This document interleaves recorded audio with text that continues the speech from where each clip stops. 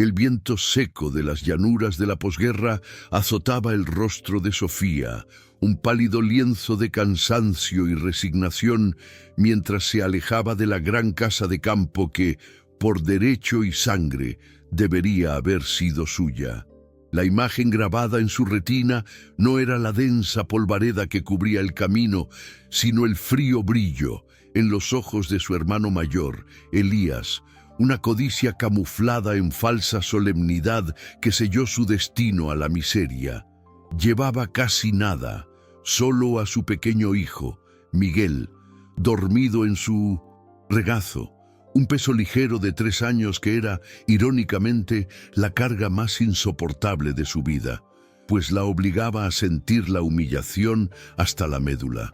Sus pasos en el camino de tierra eran un crujido seco y melancólico, la banda sonora de la exclusión en el vasto silencio del campo, un sonido que hablaba más fuerte que cualquier lamento.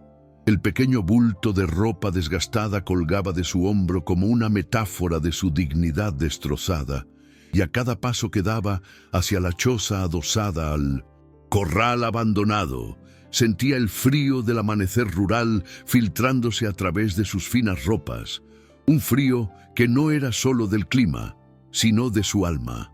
La choza, enclavada contra el viejo corral, era una cicatriz en el paisaje, prueba material del desprecio de su familia, ventanas destrozadas, un techo casi destrozado por la lluvia y una puerta de madera húmeda que parecía a punto de ceder al menor roce. La pobreza del entorno era un puñetazo, la ausencia de color, el olor a moho y heno viejo que impregnaba el aire y la soledad opresiva que la hacía dudar de si aún existía el sol para gente como ella. Sus dedos callosos, acostumbrados al trabajo duro, se aferraron a la tela de la camisa de Miguel, buscando el coraje que la razón insistía en negar, porque el dolor de la traición familiar, la certeza de que la habían dejado allí para morir, era una herida mucho más profunda que el hambre que empezaba a sentir. La única certeza era que el pequeño ser dormido en sus brazos no podía sentir la misma desesperación. Ella era el último escudo entre su hijo y el mundo duro que la había escupido. Esta nueva vida de abandono tenía un nombre y un propósito desconocido: el viejo corral. Elías no le había dejado el granero principal, sino ese pequeño y decrépito anexo, apenas apto para albergar al perro pastor, ahora también abandonado. Sus familiares no solo la habían excluido de la herencia, sino que la habían confinado en el lugar más inútil y simbólicamente degradante de la propiedad, como si dijeran: tu valor no es mayor que el de un pasto seco. Sin embargo, había algo allí, en la fétida oscuridad de ese pequeño espacio, que la hizo detener la respiración por un instante. Una tabla suelta, una sombra antigua que parecía tragarse la tenue luz del farol. La protagonista no lo sabía, pero el corral era más que un símbolo de su ruina. Era el único lugar de la granja donde su padre había guardado un secreto durante más de 20 años. Si el dolor del abandono es lo que la impulsa a luchar, tal vez el descubrimiento de un misterio enterrado sea su única esperanza. Si sientes el dolor de esta traición y quieres descubrir qué escondió el padre de Sofía en el granero, deja un me gusta y continúa viendo su viaje. La pregunta era: ¿qué se escondía en ese pequeño lugar de miseria? ¿Sería suficiente para recuperar la dignidad que le habían robado? Antes de que la injusticia se convirtiera en una herida abierta, la vida de Sofía estaba marcada por una laboriosa sencillez, propia de aquellas zonas rurales donde la tierra dictaba el tono de cada día. Su rutina era un ballet silencioso entre el cuidado de Miguel, la atención del pequeño huerto y la costura para las pocas familias del entorno, intentando cuadrar las cuentas con la dignidad que exige la pobreza campesina. Poseía una belleza austera, moldeada por el cansancio, pero sus ojos reflejaban la lealtad inquebrantable de quien creció entendiendo que el mayor valor de una persona es su palabra y una mano amiga.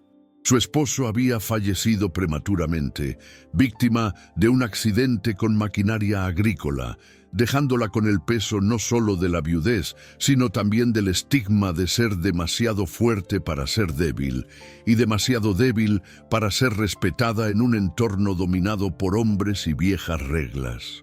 El centro emocional de su existencia era Miguel, un niño de ojos grandes y curiosos que corría por la tierra seca con la inocencia que su madre había perdido.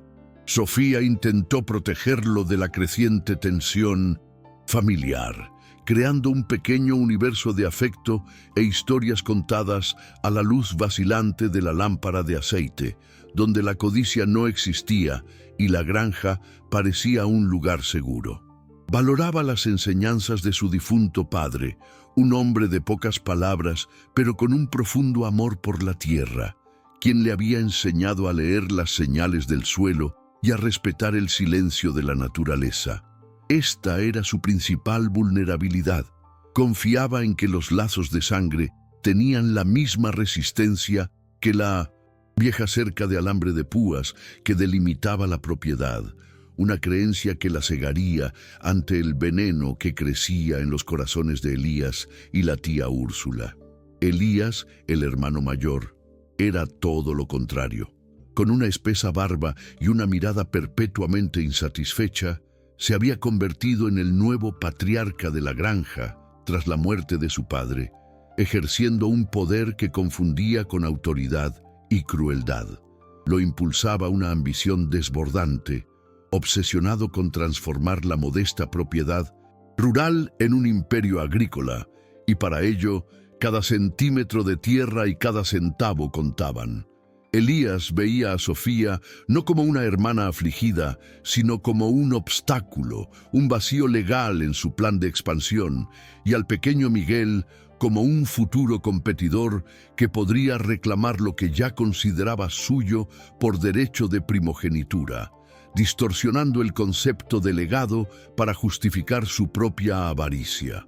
Junto a Elías, la tía Úrsula se cernía como una sombra severa, una matrona de moral rígida y lengua afilada, que siempre veía la vida de Sofía como un error que debía corregirse con la marginación.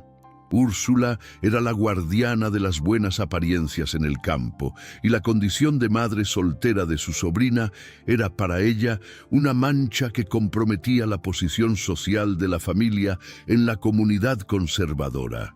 Le susurraba críticas a Elías, disimulando su malevolencia con preocupación, diciendo que Sofía era demasiado frágil para administrar la herencia y que sería un favor quedársela para sí misma, asegurando así la preservación del apellido familiar. Esta racionalización distorsionada les permitía a ella y a Elías actuar con la frialdad de quienes ejecutan una sentencia justa. El ambiente en la granja, tras el duelo, se volvió denso e insoportable, como la densa niebla que desciende en las mañanas de invierno. Las conversaciones entre Sofía y sus familiares eran breves, casi siempre interrumpidas por un silencio cortante donde solo se permitían las palabras de Elías y Úrsula. Sofía intentaba mantener la rutina, pero la presión era visible. Las miradas medían su desesperación y se sentía agobiada y juzgada con cada movimiento. Había algo en el aire, un olor a azufre disfrazado de heno, que presagiaba la inminente caída, la certeza de que la bondad de su padre no había sido suficiente para proteger a su hija del mal que había crecido bajo su propio techo. La última señal de que la vida estaba a punto de convertirse en polvo fue una noche ventosa en la que Sofía encontró a Elías en la oficina de su padre, rebuscando entre papeles viejos bajo la tenue luz de una lámpara. Cerró rápidamente el cuaderno de cuero marrón de su padre, disimulando el gesto con una tos seca y nerviosa, pero el miedo se reflejó en sus ojos como un rayo. En ese momento, Sofía supo que algo importante se ocultaba, algo más allá del testamento, algo que su padre valoraba más que la tierra misma. Solo sonrió débilmente, demasiado cansada para enfrentarlo, y se alejó, sin saber que ese cuaderno que su hermano guardaba con tanta aprensión era la clave para la única posibilidad de justicia que le quedaba. La escena de la mayor injusticia se desarrolló bajo un sol débil, pero con un calor emocional glacial, en la terraza de la casona, 3 meses después de la muerte del padre. Elías convocó a la familia y a algunos vecinos cercanos, transformando la lectura del inventario en una obra moralizadora para legitimar su crueldad. Sofía estaba tensa, abrazando a Miguel, quien jugaba distraídamente con una piedra en el suelo de tierra compacta, mientras Úrsula la sobrevolaba como un halcón, con las manos cruzadas sobre su delantal oscuro, irradiando una falsa compasión que le revolvía el estómago. El silencio que siguió a la apertura del documento fue más pesado que cualquier palabra, roto solo por el viento seco que traía el olor a paja quemada, presagio de la destrucción venidera. El abogado, un hombre pequeño con traje arrugado que parecía incómodo en el agreste paisaje, carraspeó antes de anunciar la decisión final sobre la herencia. Su voz monótona resonó en la quietud del paisaje. Declaró que la mayor parte del terreno y toda la maquinaria moderna irían a Elías, el heredero principal y el más capaz de continuar el negocio. Sofía, que esperaba recibir al menos la mitad de la herencia para asegurar el futuro de su hijo, sintió que se le helaba el cuerpo incluso antes de oír el resto, comprendiendo que la batalla ya estaba perdida en la frialdad del documento legal y la silenciosa complicidad de los presentes. La humillación llegó a su punto álgido cuando el abogado, con tono de concesión caritativa, terminó de leer. La protagonista y su hijo se quedaron con la propiedad más pequeña, la parte considerada inútil e improductiva, la pequeña y destartalada choza y el viejo corral anexo, un trozo de tierra seca en lo alto del campo, simbólicamente la parte más lejana y olvidada de la finca principal. Elías intervino rápidamente, ofreciéndole una irrisoria suma de dinero para que firmara una renuncia a cualquier reclamación futura, una cantidad que no alcanzaría ni para 3 meses de comida. «Piénsalo bien, Sofía», dijo con una sonrisa forzada. «Tú y el niño estarán más seguros si aceptas mi ayuda. El corral no es lugar para una mujer sola. La pérdida material no fue solo la granja, sino también la seguridad, el futuro y el recuerdo de su padre. La pérdida emocional fue la certeza de que la palabra familia se había convertido en cenizas, reemplazada por la fría codicia. Sofía sintió que le brotaban lágrimas de rabia y dolor, pero las contuvo con un esfuerzo sobrehumano, negándose a darles la satisfacción de verla derrumbarse públicamente. Miró directamente a Elías y Úrsula, y la ausencia de remordimiento en sus ojos la hirió más profundamente que cualquier cuchillo, haciéndole comprender que la injusticia era un acto premeditado, cubierto por una apariencia de legalidad. La tía Úrsula, cumpliendo su papel de moralista, cruel, se acercó y tocó el brazo de Sofía con sus dedos huesudos, un roce que parecía profanarlo. «Es por tu bien, querida. Una mujer en tu situación no debería preocuparse por tierras. Elías se encargará de todo. Ve al granero. Es mejor que la calle, ¿verdad?» La burla disfrazada de compasión era la peor humillación, una afrenta a su capacidad de supervivencia y a su dignidad de madre. Sofía se estremeció al sentir la textura áspera de la mano de su tía y el fuerte olor a lavanda barata que Úrsula usaba para enmascarar la podredumbre de su alma. El peor momento, el que marcó el punto de inflexión y profundizó la herida, llegó poco después.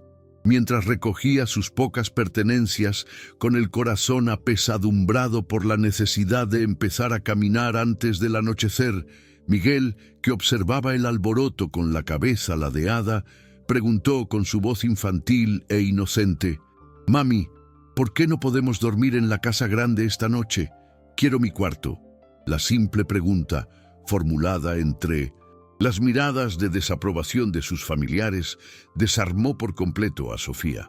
Fue entonces cuando se enfrentó a la realidad de su ruina. No solo su vida estaba siendo destruida, sino también la infancia y el futuro de su hijo. En ese momento, el dolor dio paso a una furia silenciosa y contenida, una promesa que se hizo a sí misma mientras sostenía a Miguel en sus brazos, sintiendo la frágil calidez del cuerpo de su hijo. Esa herida jamás sería olvidada, pues no era solo la pérdida material, sino el recuerdo de su hijo cuestionándose por qué los habían excluido, de tener que explicarle en el futuro que la crueldad era el legado de su propia familia. Elías y Úrsula pudieron haberlo arrebatado todo, pero no lograron arrebatarle la dignidad forjada en la maternidad, ni la certeza de que la justicia, aunque demorara, se convertiría en la única religión de Sofía. Se dio la vuelta, dejando atrás la casona y la falsa decencia de sus parientes.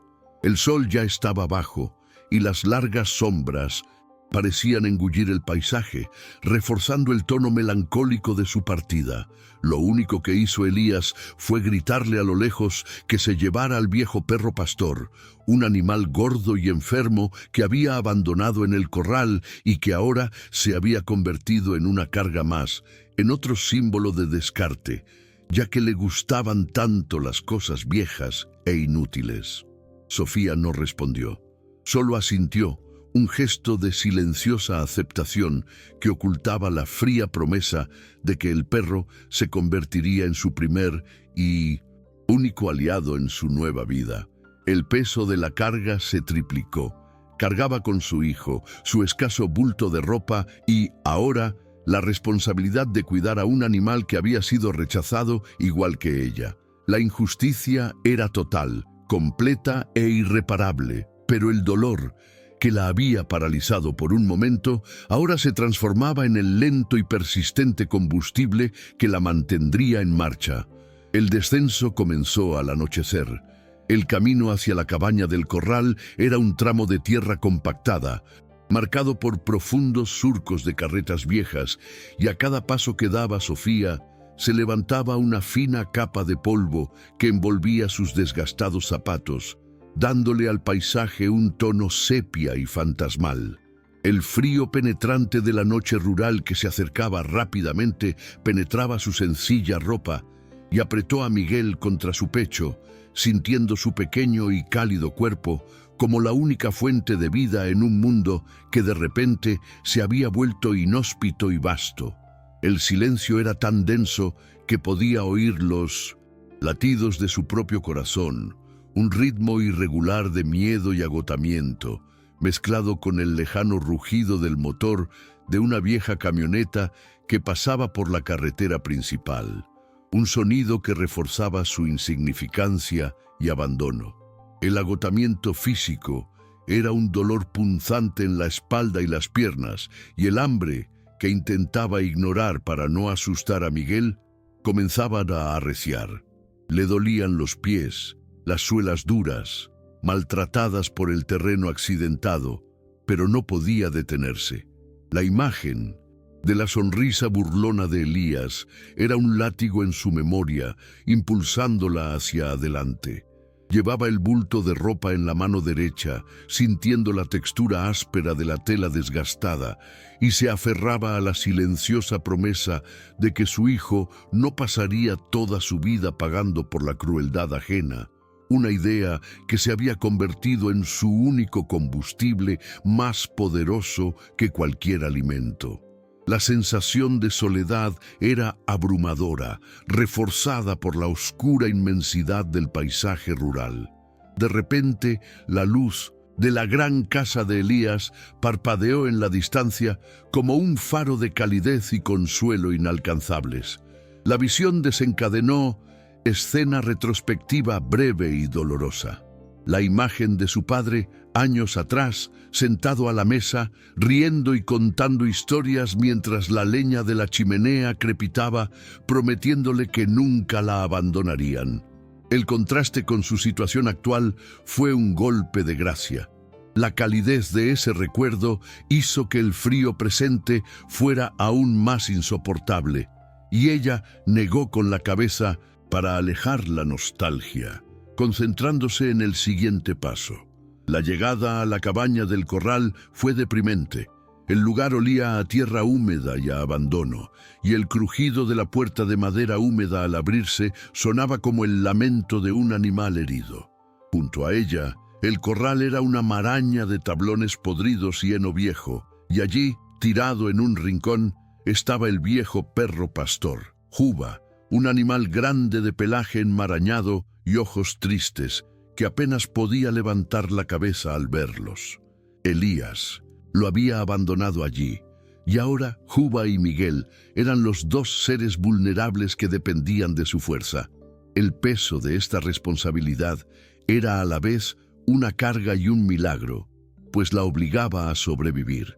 Sofía encendió una pequeña linterna que había traído, y la tenue luz reveló la suciedad y los escombros, telarañas cubriendo las esquinas, el suelo húmedo y sucio, y el viento silbando entre las grietas. Colocó a Miguel en el único colchón viejo, cubierto de polvo y con olor a moho, y lo cubrió con la única manta que tenían. Allí, en el umbral de la fría noche, el miedo la azotó con fuerza. ¿Y si no podía hacerlo? ¿Y si a la mañana siguiente no había trabajo? ¿Y si su hijo enfermaba de frío? Las dudas la asfixiaban, transformándose en un dolor psicológico más intenso que el agotamiento físico. Pero la necesidad de proteger a su hijo era un ancla. Empezó a limpiar con un trozo de tela rasgado, sintiendo la textura áspera de la tierra en sus manos heridas. Cada frotamiento era un acto de resistencia, una negación silenciosa del destino que Elías y Úrsula habían planeado para ella. Vio a Juba acercarse a Miguel, y el perro, a pesar de estar enfermo, lamió la mano del niño dormido. Ese pequeño gesto de protección mutua entre el perro abandonado y el niño desamparado fue un alivio dramático y una chispa de fuerza, recordándole que en la miseria la lealtad aún existía. Las noches eran largas, marcadas por el silencio penetrante del campo, roto solo por los aullidos lejanos de los perros salvajes que acentuaban la sensación de peligro. Sofía se despertaba con cada sonido, vigilando el sueño de Miguel y Juba, sintiendo su vulnerabilidad al estar tan expuestos. Una de esas madrugadas, cuando el frío se hacía insoportable, tuvo otra escena retrospectiva el recuerdo de Úrsula, de niña, siempre tratándola con frialdad, diciéndole que nunca sería tan buena como Elías. El dolor del pasado se conectó con el dolor del presente. El rechazo no era nuevo, pero la intensidad de la injusticia era ahora abrumadora. El hambre se convirtió en una compañera constante. En los días siguientes, Sofía tuvo que dejar a Miguel bajo la atenta mirada de Juba, quien extrañamente parecía atento y protector, para caminar largas horas hasta el pequeño pueblo más cercano en busca de trabajo temporal. Los caminos de tierra eran largos. Viejas camionetas pasaban levantando nubes de polvo, y sintió la humillación de mendigar trabajo, de tener que aceptar las miradas de lástima y el miserable sueldo que le ofrecían los pocos agricultores que se atrevían a contratar a una mujer sola. Regresaba al final de la tarde, agotada, cargando un puñado de granos o unas patatas, oliendo el aroma de la tierra húmeda y el sudor que se mezclaba en su ropa raída. Cada vez que regresaba, lo primero que veía era a Miguel y Juba, abrazados entre la paja, la pareja indefensa. Este era el momento más duro, pero también el más vital. La tristeza de tener que ofrecer tan poco y la alegría de haber logrado algo, una lucha invisible que se libraba a diario, en la que la supervivencia era la única victoria. La rabia silenciosa, que al principio parecía simple dolor, comenzó a transformarse en determinación. Usó trozos de madera vieja que encontró para tapar las grietas de la choza, sintiendo la textura áspera y la humedad de la madera. Cada clavo doblado que lograba clavar era una confirmación de que no sería aplastada. El corral abandonado y en ruinas era ahora el centro de su lucha, el único lugar donde podía ejercer control sobre su vida. La carga de cargar a Miguel en largas caminatas, a pesar de su pequeño tamaño, era un testimonio de su resiliencia física y emocional. Se detenía en medio de largos tramos vacíos, sin aliento, sintiendo la inmensidad del campo y el viento frío. En esos momentos de respiro, miraba a su hijo, y la imagen de su fragilidad le recordaba que el abandono de Elías no era el final de la historia, sino solo el prólogo de un viaje mucho más largo. El conflicto interno se intensificó. Por la noche, en el silencio de la choza, lloraba a escondidas, ahogando los sollozos para no despertar a Miguel. La culpa de haberlo llevado a esa miseria la carcomía, pero la ira contra Elías y Úrsula era un antídoto que le impedía sucumbir. Comprendió que la pasividad había sido su mayor debilidad y que la confianza ingenua había permitido la traición.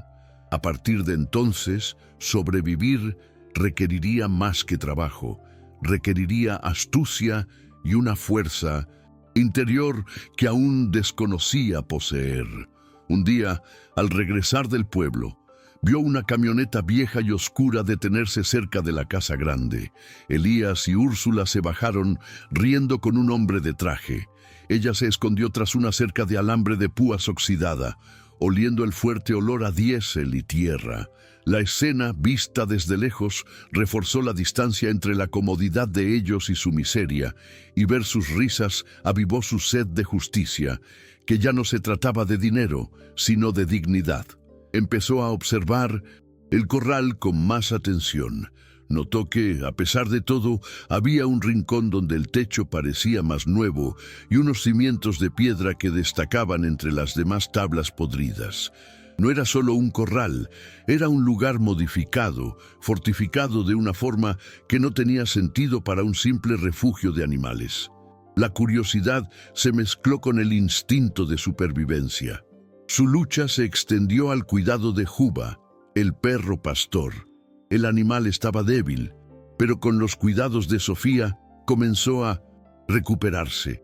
Compartía con él su escasa comida, y la inquebrantable lealtad del perro se convirtió en un tranquilo consuelo, un recordatorio de que el amor y la protección se podían encontrar en las criaturas más rechazadas, fuera del cruel círculo familiar. En una escena retrospectiva con más claridad, recordó una conversación con su padre años atrás, mientras reparaban una cerca. Él dijo que la tierra solo revela sus secretos a quienes la tratan con respeto y no con avaricia. En aquel momento no comprendió el peso de esas palabras, pero ahora, frente al corral abandonado, la frase resonó con un nuevo significado. El esfuerzo físico del viaje la hizo más fuerte, más resistente, pero sin perder la ternura por el niño y el perro. Sus manos, antes suaves por coser, ahora estaban callosas, con la textura de la corteza de un árbol. Las miró y vio allí no la marca de la miseria, sino la prueba de su espíritu de lucha, la aceptación de que la vida en el campo era brutal, pero que ella sería igual de resiliente. El corral, entre el polvo y el silencio del campo, empezó a convertirse en un símbolo de resistencia. Sofía no podía escapar porque no tenía a dónde ir, pero ahora la idea de huir se desvanecía. Su nuevo objetivo era transformar ese símbolo de desprecio en su fortaleza, su último y más seguro refugio. Cada noche fría se acostaba junto a Miguel, sintiendo el viento seco silbar a través de las grietas que no había logrado sellar, y la mezcla de olores a moho, tierra húmeda y heno viejo del granero se convirtió en el aroma de su nueva realidad. El dolor era constante, pero cada mañana la visión del sol alzándose sobre el horizonte seco traía una esperanza silenciosa, un día a la vez, un paso a la vez. El primer soplo de aire fresco no llegó con el fin de las dificultades, sino con el descubrimiento de que el propio granero abandonado poseía una resistencia inesperada. Mientras limpiaba la montaña de heno viejo y paja húmeda, Sofía notó que un rincón específico, el que le había llamado la atención antes, tenía una sólida base de piedra, inusual para una estructura tan ruinosa. Las tablas de esa sección estaban secas, robustas y firmemente encajadas, protegiendo eficazmente el suelo de la humedad y el frío.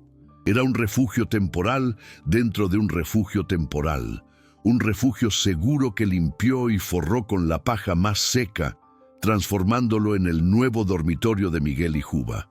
Esta pequeña victoria material alivió el miedo constante al frío nocturno y creó un foco para su energía, un lugar donde el polvo y el moho dieron paso a una sensación de control.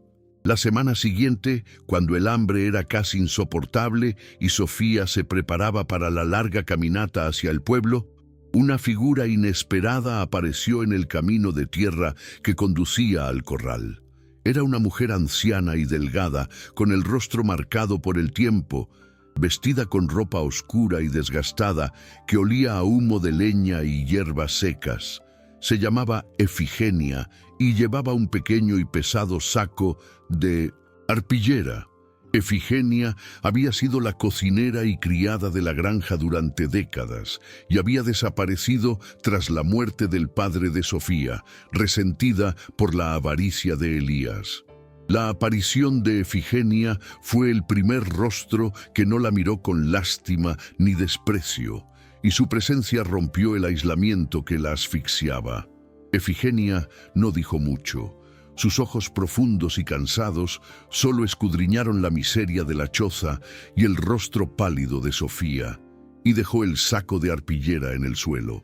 El saco contenía un trozo de pan negro, unas patatas y una botellita de aceite de cocina que para Sofía en ese momento era el tesoro más valioso del mundo. El silencio entre ambas estaba cargado del pasado y del dolor compartido, la complicidad de quienes comprendían la crueldad que había azotado la granja. Efigenia no estaba allí para resolver la injusticia, sino para ofrecer el primer acto de bondad sin egoísmo desde el comienzo de su calvario. «No acepté el dinero de Elías. Es malo por dentro, muchacha», dijo Efigenia con voz ronca y baja, como si el viento pudiera llevar sus palabras de vuelta a la casona. Observó el rincón fortificado del corral y con un destello de melancolía en los ojos, soltó una frase enigmática. «Tu padre me dijo una vez que el campo guarda secretos para quienes saben dónde cavar, y no le gustaba dejar nada de valor en la casa principal. No confiaba en nadie». La insinuación de Efigenia fue sutil, pero contundente. El corral no era un simple corral, y el padre de 1900. Sofía había escondido algo allí. Esta declaración creó expectativa y cambió el curso de la narrativa, pasando de la mera supervivencia a una investigación silenciosa. Sofía sintió encenderse la chispa de la esperanza investigadora, una nueva energía que mezclaba el dolor de la traición con la promesa de un propósito secreto. Miró el corral con otros ojos, buscando desentrañar el significado de la frase de Efigenia. ¿Qué habría ocultado el padre de Sofía y por qué habría dejado la clave de su redención en el lugar más despreciado de la granja? Antes de irse, Efigenia apretó la mano de Sofía con una fuerza sorprendente, sintiendo la textura herida de las manos de la joven. «Busca lo que no pertenece a la tierra y el moho, niña, y reza por él», susurró refiriéndose a su padre. La anciana se alejó entre el polvo del camino de tierra tan silenciosamente como había llegado, dejando atrás el alivio inmediato de la comida y, sobre todo, la certeza de que la historia de la herencia era más sucia de lo que había imaginado, llena de misterios que podrían socavar la codicia de Elías. La fragilidad de Sofía se unió a la promesa de justicia, creando un nuevo rumbo para su viaje.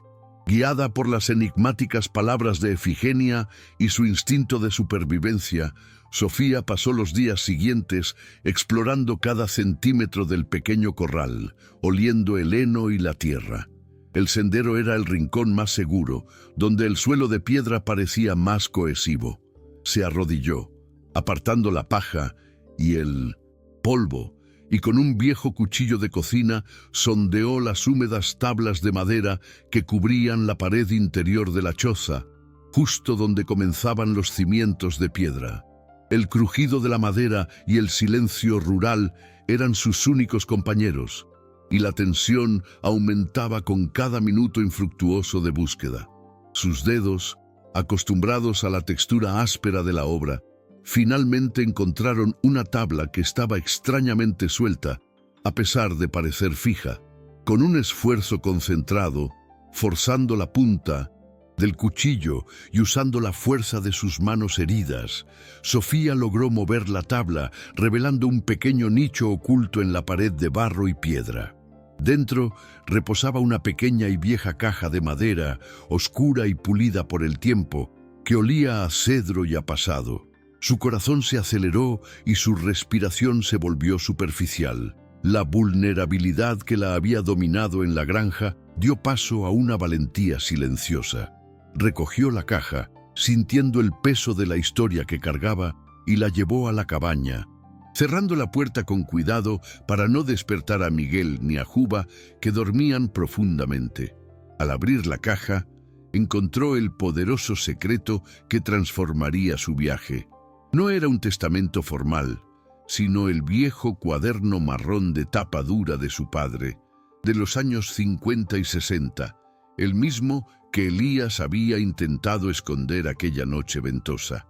Era un diario, pero no de pensamientos. Era un registro detallado de notas sobre la tierra, antiguas deudas con los vecinos y, al final, un mapa, rudimentario, dibujado a lápiz. El mapa indicaba un punto exacto, marcado con una X, en la zona del corral, acompañado de la nota: agua, profunda y eterna, guardada por Elías. La revelación la impactó como una oleada emocional. El secreto no era solo una deuda ni una mina, sino la ubicación de una fuente subterránea de agua inexplorada, un tesoro campesino invaluable en una región árida. El padre de Sofía no la había excluido de la herencia. Había escondido su mayor riqueza en el lugar más inesperado, temiendo la avaricia de Elías. El círculo emocional se cerró. Elías no la había abandonado por simple desprecio, sino por la sospecha de que el corral inútil guardaba algún secreto de su padre y la había empujado a la pobreza para poder reclamar el tesoro más tarde, cuando ella se rindió y vendió la tierra por una miseria. Sofía hojeó las páginas amarillentas del diario, sintiendo la textura del papel viejo bajo sus dedos. Casi podía oír la voz silenciosa de su padre, el único que la había amado de verdad, dándole la clave de su redención en su momento más desesperado. La reacción de la protagonista fue intensa, pero controlada por el tono melancólico de su dolor y la necesidad de discreción. No hubo gritos ni celebraciones, solo una lágrima silenciosa que resbaló por su rostro sucio y cayó sobre el mapa rudimentario como un juramento. El diario se convirtió en su objeto simbólico más preciado, el último vínculo tangible con su padre. Comprendió que su lucha ya no era solo por la herencia robada, sino por la promesa de su padre de asegurar el futuro de su nieto. El secreto encajaba a la perfección con la estética rural, un tesoro de la tierra, del agua, oculto a la codicia. Esa noche, Sofía no durmió. Estudió el mapa, recordando las enseñanzas de su padre sobre la tierra y las formaciones rocosas, y la miseria de aquella casucha se transformó, en su mente, en la sede de su silenciosa reconstrucción. Con el diario y el mapa de su padre en la mano, Sofía entró en esta nueva fase de reconstrucción, con energías renovadas y un propósito inquebrantable. El corral, antaño símbolo de su exclusión, era ahora el centro de su universo y el campo de batalla por su futuro. Empezó a limpiar y fortificar la choza y el corral con lenta y tenaz persistencia. Oliendo la madera húmeda y el heno viejo, recuperó las antiguas habilidades de carpintería que le había enseñado su padre, reparando las frágiles ventanas con tablones que encontró en la propiedad y sellando las grietas para proteger a Miguel del frío intenso. La reconfiguración de ese espacio abandonado era más que un trabajo, era la construcción de una zanja, un refugio seguro para los vulnerables bajo su cuidado. El perro pastor Juba, ahora más fuerte y alerta, se convirtió en su guardián silencioso. Sofía transformó el rincón fortificado del corral en un refugio adecuado para el animal y comenzó a construir una pequeña cerca improvisada alrededor de la choza, usando alambre de púas oxidado que había recogido. El enfoque de su trabajo rural pasó de la búsqueda de trabajos temporales en el pueblo al lugar preciso indicado en el mapa de su padre, una búsqueda silenciosa y metódica que debía realizar bajo el riesgo constante de ser observada por Elías. Pasó horas estudiando el diario, aprendiendo a identificar los tipos de suelo y las referencias geográficas rústicas que usaba su padre, sintiendo el papel amarillento en sus manos. El aprendizaje y el crecimiento emocional eran evidentes. La panis, pasiva y humillada, Sofía estaba siendo reemplazada por una mujer estratégica y perspicaz que ahora sabía que la confianza en sí misma era la única arma contra la avaricia ajena. Recuperó la dignidad perdida con el trabajo duro y el cuidado dedicado de Miguel, quien ahora jugaba con más libertad en el pequeño y seguro perímetro de la choza. Le enseñó los nombres de las pocas estrellas que podían ver en la oscuridad rural, conectando la esperanza del futuro con la trágica belleza del cielo nocturno. Enseñanzas que, de hecho, eran un rescate de la memoria de su padre. Las señales de una verdadera esperanza surgieron en una mañana fría y polvorienta, cuando Sofía finalmente encontró el punto exacto indicado en el mapa, cerca de los cimientos de piedra del corral, donde la tierra parecía extrañamente más suelta. Con una pala vieja y oxidada, comenzó a cavar en secreto, un trabajo arduo que la hizo sudar con el viento seco, sintiendo la textura de la tierra bajo sus manos. Tras horas de excavar, sus manos doloridas encontraron una capa de arcilla húmeda y poco después el inconfundible sonido del agua burbujeando. La primera gota que subió a la superficie, oscura y fría, fue la prueba física de que el secreto de su padre era real y de que estaba cumpliendo su plan, una victoria silenciosa contra la exclusión. Sin embargo, las dificultades persistían y el riesgo se hacía más inminente. Elías, que pasaba de vez en cuando por la carretera principal en su camioneta, empezó a notar la actividad inesperada alrededor del corral. La limpieza y las pequeñas reparaciones en la choza no correspondían a la imagen de desesperación que esperaba de Sofía. Se detuvo una vez a lo lejos y su mirada fría y evaluadora la paralizó, obligándola a tapar apresuradamente el hoyo que había cavado con piedras y paja vieja, disfrazando el trabajo como una simple reparación de la cerca. La sutil vigilancia de su hermano le recordaba constantemente que el secreto no podía ser revelado antes de que ella consolidara su posesión del agua. La vida cambiaba lentamente, pero estaba sucediendo. Sofía transformó la miseria en subsistencia y el corral en una promesa de prosperidad futura. Limpiar la choza purificaba su alma y trabajar la tierra recuperaba su legado. Aún cargaba con el dolor de la traición, Pero ahora, bajo la melancolía contemplativa del campo, se alzaba una nueva determinación forjada en el agua subterránea y en la voz silenciosa de su padre, la certeza de que la dignidad no se compra, sino que se conquista con la fuerza de la propia voluntad. La vida de Sofía finalmente se asentaba en un ritmo lento pero sostenible, con la promesa del agua escondida como base. Sin embargo, la narrativa debía sugerir el inevitable reencuentro con sus antagonistas. Elías y Úrsula, cegados por su propia codicia y subestimando las habilidades de Sofía, aún no habían comprendido el verdadero valor de lo que habían desechado. Pero el tiempo se agotaba. Era evidente en las miradas esporádicas que Elías lanzaba desde lejos, que la tranquilidad de Sofía y la inesperada actividad en el corral estaban erosionando su certeza de que fracasaría. El enfrentamiento aún no ocurriría, pues Sofía sabía que necesitaba más que agua para ganar. Necesitaba tiempo para fortalecer su posición legal y emocional, pasando de la supervivencia silenciosa al control táctico de la situación. La protagonista, aunque más fuerte, aún no estaba preparada para la confrontación directa y vocal que se avecinaba. Su fuerza interior, forjada en el frío, el hambre y la soledad, era un arma poderosa, pero necesitaba transformarla en estrategia.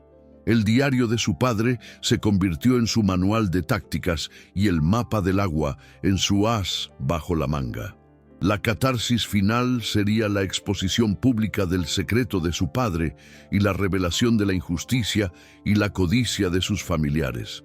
Pero para que este momento tuviera el impacto deseado, necesitaba esperar el momento en que la necesidad de Elías por lo que ella poseía fuera mayor que su desprecio por ella, y cuando la justicia pudiera impartirse con la frialdad de un hecho consumado. Una sensación de justicia futura flotaba en el aire, tan inevitable como el amanecer en el horizonte seco. Miró la choza, ahora más segura, y a Miguel, que sonreía mientras jugaba con Juba, y esa visión reforzó su determinación. La exclusión, la humillación y el despojo serían vengados. No sería una venganza amarga, sino la búsqueda de la dignidad robada. El reencuentro con Elías no sería como víctima, sino como poseedora de la llave de su propia prosperidad y del corral, el escenario donde la injusticia de su familia quedaría expuesta al juicio del campo. Aún no estaba lista, pero iba en camino, y la promesa de justicia se estaba convirtiendo en el motor de su reconstrucción. La vida de Sofía finalmente se asentaba en un ritmo lento pero sostenible, con la promesa del agua escondida como base. Sin embargo, la narrativa debía sugerir el inevitable reencuentro con sus antagonistas. Elías y Úrsula, cegados por su propia codicia y subestimando las habilidades de Sofía, aún no habían comprendido el verdadero valor de lo que habían desechado. Pero el tiempo se agotaba. Era evidente, en las miradas esporádicas que Elías lanzaba desde lejos, que la tranquilidad de Sofía y la inesperada actividad en el corral estaban erosionando su certeza de que fracasaría. El enfrentamiento aún no ocurriría, pues Sofía sabía que necesitaba más que agua para ganar. Necesitaba tiempo para fortalecer su posición legal y emocional, pasando de la supervivencia silenciosa al control táctico de la situación. La protagonista, aunque más fuerte, aún no estaba preparada para la confrontación directa y vocal que se avecinaba. Su fuerza interior, forjada en el frío, el hambre y la soledad, era un arma poderosa, pero necesitaba transformarla en estrategia. El diario de su padre se convirtió en su manual de tácticas y el mapa del agua en su as bajo la manga. La catarsis final sería la exposición pública del secreto de su padre y la revelación de la injusticia y la codicia de sus familiares. Pero para que este momento tuviera el impacto deseado, Necesitaba esperar el momento en que la necesidad de Elías por lo que ella poseía fuera mayor que su desprecio por ella, y cuando la justicia pudiera impartirse con la frialdad de un hecho consumado. Una sensación de justicia futura flotaba en el aire, tan inevitable como el amanecer en el horizonte. El seco miró la choza, ahora más segura, y a Miguel, que sonreía mientras jugaba con Juba, y esa visión reforzó su determinación. La exclusión, la humillación y el despojo serían vengados. No sería una venganza amarga, sino la búsqueda de la dignidad robada. El reencuentro con Elías no sería como víctima, sino como poseedora de la llave de su propia prosperidad y del corral, el escenario donde la injusticia de su familia quedaría expuesta al juicio del campo. Aún no estaba lista, pero iba en camino, y la promesa de justicia se estaba convirtiendo en el motor de su reconstrucción.